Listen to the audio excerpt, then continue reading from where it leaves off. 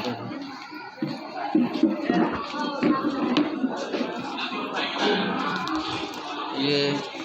ब्राह्मण समाज बड़वानी कार्यकारिणी है। ये उनका स्थान है। यहाँ पर पूजा संपन्न होगी।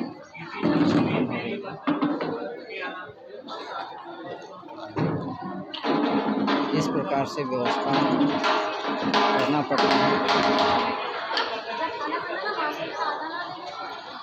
ये भी एक सनातन संस्कृति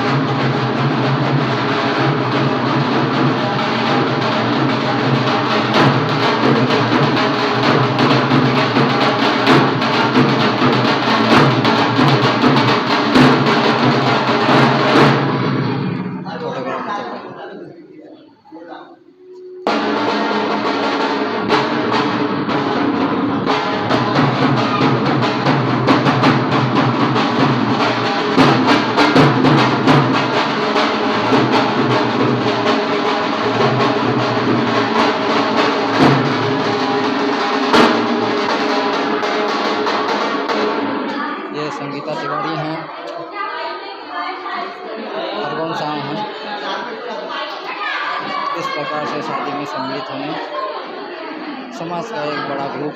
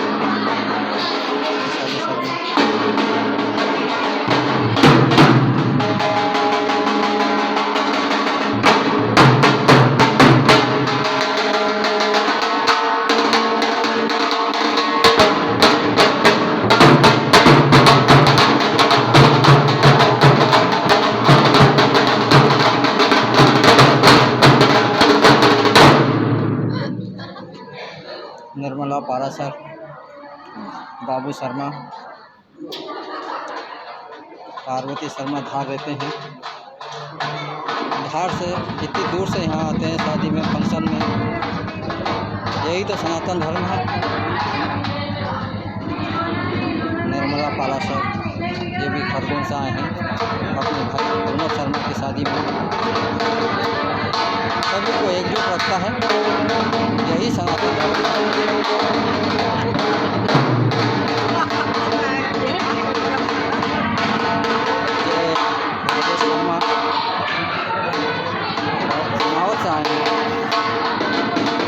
सभी परिवार को एकजुट रखने का हमारे सनातन संस्कृति में फंक्शन समय समय पर होते रहते हैं। ये गुजरी से आए हैं, ये भी गुजरी से आए हैं। कहाँ से आए हैं? जलवानिया से आए हैं। आशीष तिवारी, ये चिंकू तिवारी। आप कहाँ से आए? गुजरी से आए। राजेश शर्मा। आप कहाँ से आए? सनावत से आए हैं। इनके पीछे ये बाबू शर्मा खड़े हैं, इनके लड़के हैं। हंसमुख चेहरा है, सभी से अच्छी बातें करते हैं। ये यहाँ फंक्शन हो रहा है।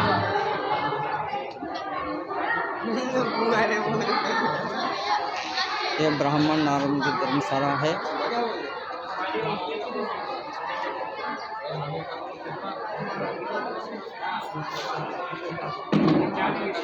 बहुत दूर दूर से लोग आते हैं फंक्शन को अटेंड करने। इसी से हमारे समाज की एकता होती है। आपका नाम क्या?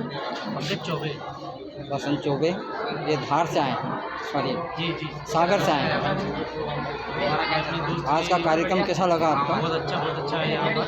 सनातन धर्म जी सनातन धर्म के संबंध में कुछ बोलोगे? जी बैठिए। जी हाँ साहब।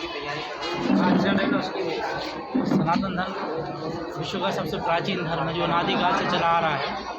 बाकी जो हम देखते हैं अन्य जिनको हम आजकल धर्म मानते हैं, वो धर्म नहीं है, वो पंथ हैं एक्चुअली में। जी हाँ सर। और धर्म तो सिर्फ एक ही है, सनातन। जी हाँ सर। और कुछ हमारे समाज में जो एकता स्थापित हो, इस संबंध में कुछ मार्गदर्शन? हाँ, आजकल जैसा कि हम देख रहे हैं अन्य समाजों में सभी समाज इकट्ठी हो रही हैं, तो उसी परिप्रेक्ष्य में मेरा ये मानना है, मेरी व्यक्तिगत राय है कि हमारे जो ब्राह्मण समाज है, जी हाँ, कई भागों में बटी हुई है, अलग अलग उसमें चलते हैं, ग्रुप भी कई सारे हैं। जी हाँ। तो सामाजिक और राजनीतिक दृष्टि से अब सभी को एक हो जाना चाहिए, क्योंकि वो समय आ गया है जी कि यदि हम अपनी आवाज़ स्वयं नहीं उठाएंगे तो कोई भी हमें कुचल कर चला जाएगा। जी हाँ सर। इसलिए ज़रूरी है कि सभी जो हमारे मित्र बंधु हैं एकत्रित हों, समाज से संबंधित जो भी समस्याएं हैं उनको आगे लाएं। जी हाँ। और जो राजनीतिक रूप से सक्रिय हैं जी हाँ। या कोई बड़ी पोस्ट पर हैं, जी हाँ। सामाजिक रूप से और आर्थिक रूप से सक्षम है, उन लोगों को चाहिए कि समाज में आएँ और जो सामाजिक हमारे भाई बहन हैं उनके हित में कार्य करें। जी हाँ। हमारे युवा वर्ग को, सनातन धर्म में जो युवा वर्ग हैं जी, अपने धर्म से विमुख होते जा रहे हैं, इस संबंध में कुछ कहें?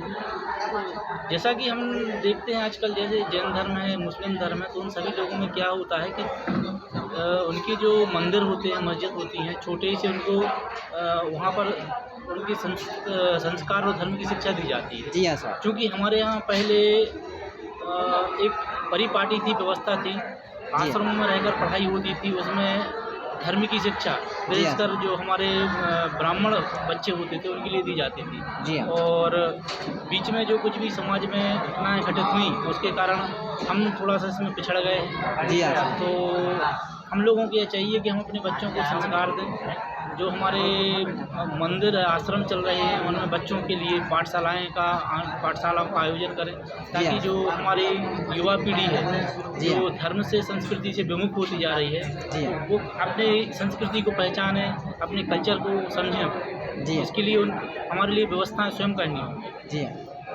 ये हमारे जो 40,000 मंदिर हैं, ये गवर्नमेंट अपने अधीन रखती है। अन्य कम्युनिटी के जो धार्मिक स्थल हैं, उन्हें अपने कब्जे में नहीं रखती है।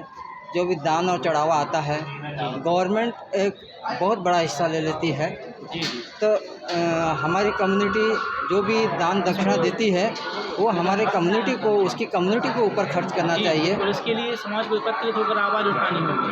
अन्य संप्रदाय में, धर्म में हम देखते हैं कि लोगों की तुष्टिकरण के लिए गवर्नमेंट ने ऐसे नियम बनाए हैं। जी हाँ। और चूँकि उनमें एकता है, जी हाँ। मुख्य कारण उसका ये है कि लोगों में एकता है। अन्य जो समाज के वर्ग के लोग जी हैं, हाँ। उनके साथ यदि कुछ भी गलत होता है या कुछ ऐसी घटनाएं घटती हैं जिससे उनकी जो परंपराएं हैं उनको ठेस पहुंचती है, तो वो सड़क पर आ जाते हैं। जी हाँ। क्योंकि हमारे साथ ऐसी व्यवस्था नहीं है, इसलिए हम लोग देखते हैं कि हमारे जो मंदिर हैं, जी हाँ। मंदिर की जो भी दान राशि होती है, सरकार धीरे धीरे अपने कब्जे में लेती जा रही है। ट्रस्ट बना रही है, ट्रस्ट घोषित कर रही है, मंदिर व्यवस्थाएं कर रही हैं। जी हाँ। वो जो व्यवस्थाएं हैं वो सुचारू रूप से संचालित नहीं होती है। उसका जो भी पैसा इकट्ठा होता है वो गवर्नमेंट अपने अन्य कार्यों में खर्च कर लेती है। जी हाँ। इसके लिए हम लोगों को एकत्रित होकर चाहिए कि हम सरकार से मांग करें कि जो हमारे मंदिर हैं हमें भी चलाने दें, हमारी कमेटी बनाएं। और जो मंदिर होते हैं उसमें जो अभी एक नया कानून ला रही है सरकार जी हाँ। कि किसी को भी उठा के पुजारी बना देंगे। जी हाँ। तो ये इसका भी हमें विरोध करना चाहिए कि कम से कम एक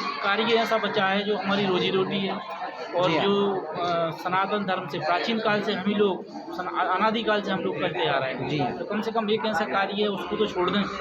जी हाँ। इसमें जो जैसे अल्पसंख्यक मुस्लिम हैं और ईसाई हैं और पारसी हैं, जी तो जो हमारी संस्कृति से कुछ उनको लेना देना नहीं है, जी जी तो कम से कम उसी संस्कृति को मानने वाले को ही पुजारी बनाया जाए, या उस सभ्यता या संस्कृति को जानने वाले को ही उसका कार्यभार सौंपा जी जाए। जी बिल्कुल। और हम तो यही बोलेंगे कि सिर्फ ये जैसे ब्राह्मणों का प्राचीन काल से यही कार्य रहा है, जी हाँ। आजीविका का साधन रहा है। जी हाँ। और ऐसा नहीं है कि सभी ब्राह्मण आर्थिक रूप से सक्षम हो गए हैं। जी हाँ। हमारे यहाँ कई हम ऐसे व्यक्तियों को देखते हैं कि वास्तव में कार्य की आवश्यकता है। जी हाँ। तो वो यदि लोगों को ईश्वर से जोड़ने का कार्य कर रहे हैं, जी हाँ। पूजा के माध्यम से या अपना जो अनुष्ठान के माध्यम से, तो जी। ये कार्य कम से कम ब्राह्मणों तक ही सीमित रहने दें।